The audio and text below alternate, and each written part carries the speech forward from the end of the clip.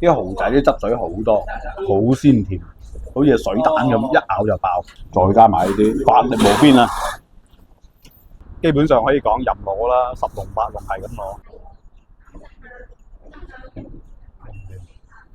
係咁上下啦，7蚊雞，要啥自行車啊！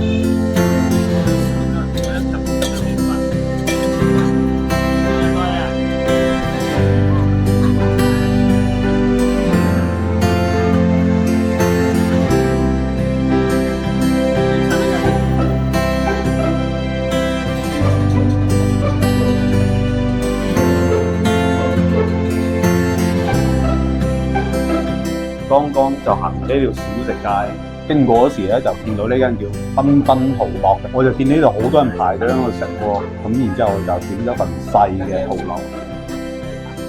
查佢煎起身嗰時，我都已經聞好香，蠔加蝦落邊。呢個醬咧就係豆瓣醬加嗰個辣椒醬一齊嘅，7點幾嘅飯時間先食個前菜嘅。哦，呢啲薯粉嚟喎。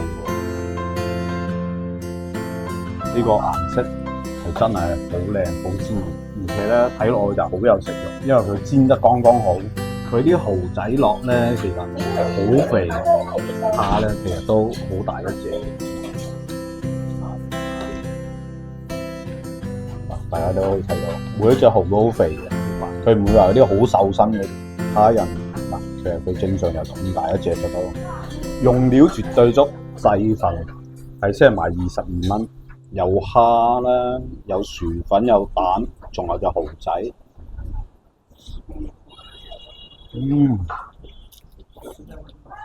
佢個蠔仔一咬落去炸開，啲蠔仔啲汁水好多，好鮮甜，好似水蛋咁，一咬就爆。啲蝦仁咧，佢亦都好甜。最緊要咧就係佢有啲薯粉打底嘅話咧，包住晒所有嘢，跟住然之後有嗰陣蛋香味，十分之滿足。醬汁好味，佢唔會好似齋豆瓣醬咧，佢就會太過濃。佢呢啲咧就係稀釋過嘅，跟住然之後再加咗辣椒醬，聞落去又香。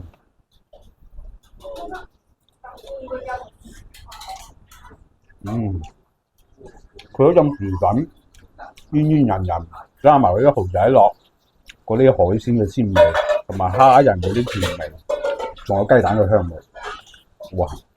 冇得彈。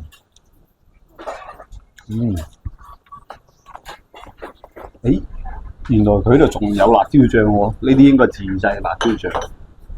我落少少呢個辣椒醬係嗰個蒜蓉辣椒醬，沙茶醬。哦，呢個應該牛肉醬嚟㗎，呢啲唔係沙茶醬，牛肉醬。嗱，佢隔離都有寫住我想講佢啲蠔絕對新鮮。唉，成盤嚟啊！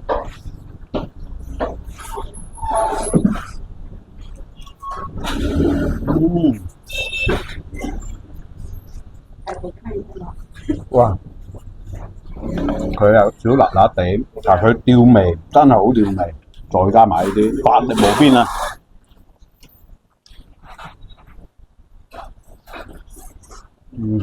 佢呢份係細份，但我覺得係真係唔夠食，起碼要點個大份先食得夠口。一下人好爽，好爽甜。呢啲係屬於海鮮，最緊要係新鮮。特別係嗰啲蠔仔，啲蠔仔好新鮮，又飽滿又肥。其實我哋平時喺出邊咧，亦都見過好多蠔仔落嗰啲，但係我想講呢度咧就絕對係正宗，無論從口感啦、香味啦、新鮮程度都係 number one。因為我們去外面吃那種啊，塌扁塌塌的。这个不好说吧，这个一方我拿那个好，一方都是大部分都是这样，偶尔有一些会偏小一点也有，但是比较少。鼓了这么大一只，那汁水很香哟。如果那个蚝太大的话也不好捞，所以就蚝仔捞嘛，仔就小啊，就又小又够肥就可以。就我拿的一方就是那个中蚝，刚刚好的，差不多了，也会比较饱满一点。哦，你下面铺那个是薯粉是吧？是那个红薯粉。红薯粉。薄薄的，不但吃的比较好吃，如果是厚厚的话不好吃。谢谢你啊。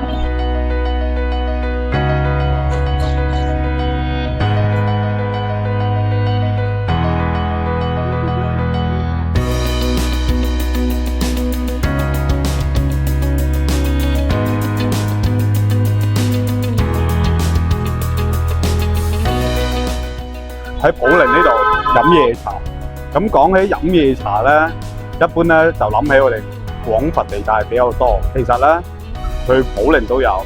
而家嘅茶市咧已經係遍及全國，甚至海外都好多噶啦。咁但係有一樣，佢呢度係飲夜茶，反而咧珠三角地區咧大酒店嗰啲夜茶慢慢都消失㗎啦。而家係得翻呢啲地方仲保留住有夜茶嘅特色。咁今日呢間咧粉絲推薦嘅。佢呢度啲嘢平靚正，幾蚊雞一籠啊！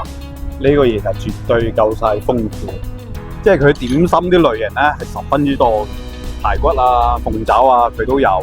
佢呢度均價10蚊一籠，哦7蚊一籠啊！不過諗其實7蚊一籠真係好抵食喎，基本上可以講任攞啦，10籠8籠係咁攞。哇！啲叉燒包咁特別貨嘅，試下呢度嘅叉燒包，這個是粉果是吧？對，粉果，那有個粉果啊，元宵。誒，試下佢哋呢度啲鳳爪，即係呢種排骨。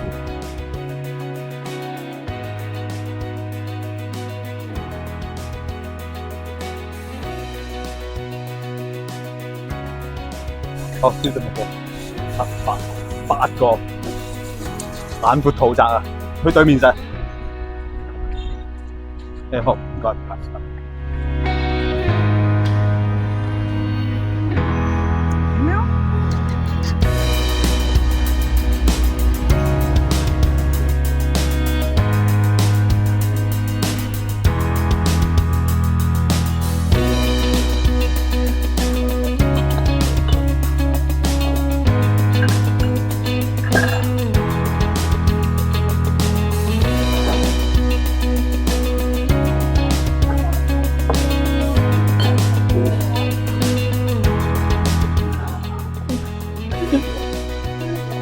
即係唔係喺廣州、響佛山都好，我哋嘅傳統咧就係洗碗，全世界咁行都好，只要係廣州人都會洗碗。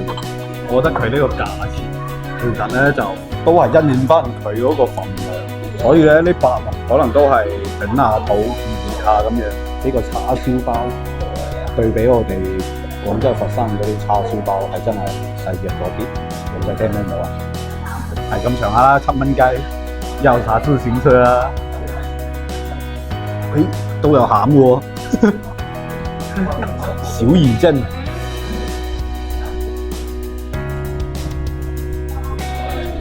有啲粉口，佢條個味道咧就中規中矩，又都唔會好甜。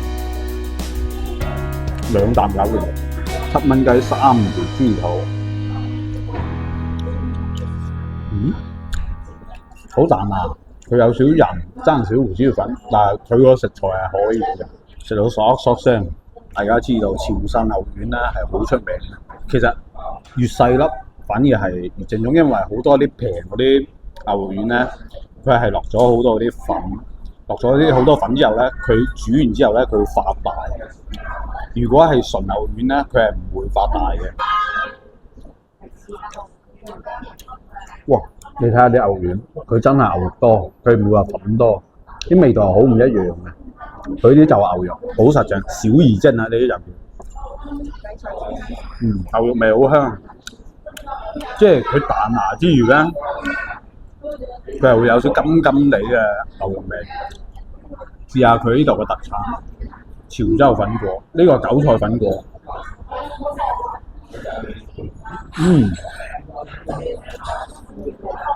喺度咯，個皮又有啲韌。佢粉果咧，其實佢係用嗰個紅薯粉去做嘅，所以咧你睇落去咧又透明又有韌性，但係佢嘅韭菜可能會偏多啲。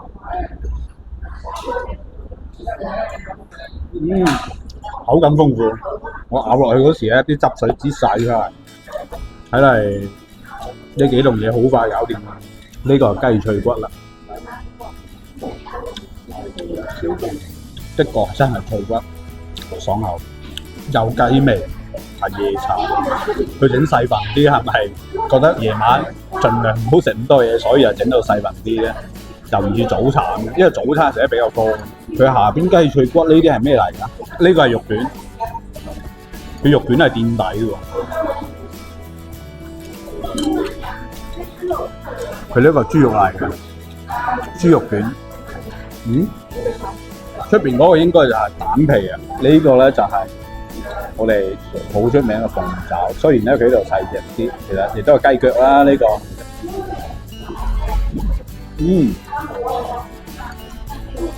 迷你版，佢一樣係啲肉係唔黐骨，入口即化。我哋嗰啲早茶咧，嗰啲鳳爪就好大一隻噶嘛，佢呢度嗰就偏細。但係都好食，飲翻杯谷普。不過有啲人咧夜晚飲完茶之後發蛇鍋，但係我就唔會。呢個蝦球佢下邊咧就鋪住咗啲腐皮啊，咁大一件喎，對唔住大家喎，用腐皮包住嗰個蝦球。啲腐皮太多。搶咗蝦球啲味，排骨，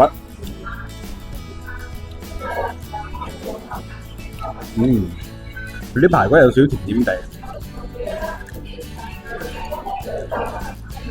哇！個芋頭好香，個芋頭將啲排骨汁吸晒入去粒芋頭嗰度，仲有少少蒜蓉味，我要整多粒先。我食完你冇得食㗎咯喎，不過一般食排骨咧，我哋中意食呢啲帶骨嘅。水準係可以嘅，佢呢度就係細份啲，咁但係咧，佢價錢又平喎，嗰啲性價比高啦，咁平去邊度揾啦？係咪先？唔知你哋有冇發覺，我哋周圍啲台咧已經轉咗好多輪，佢哋基本上咧一食完就走，係我哋呢啲食成個幾兩個鐘，我哋埋單就59蚊，60蚊仲炒翻1蚊雞。咁呢度我哋點160，咁就56蚊啦。咁茶位咧1人1蚊，而且我哋今日飲呢個茶咧，佢係焗好，對比我哋響茶樓入邊喐唔喐就8蚊啊、10幾蚊啊啲茶位，呢度真係超級良心。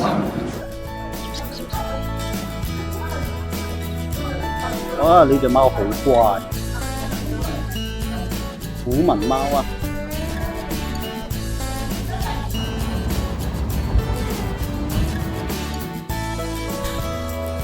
去到普寧，梗係唔可以錯過腸粉啦！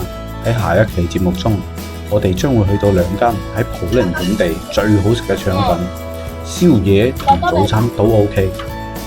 佢同埋廣式腸粉嘅對比之下呢，普寧腸粉又有咩獨特之處呢？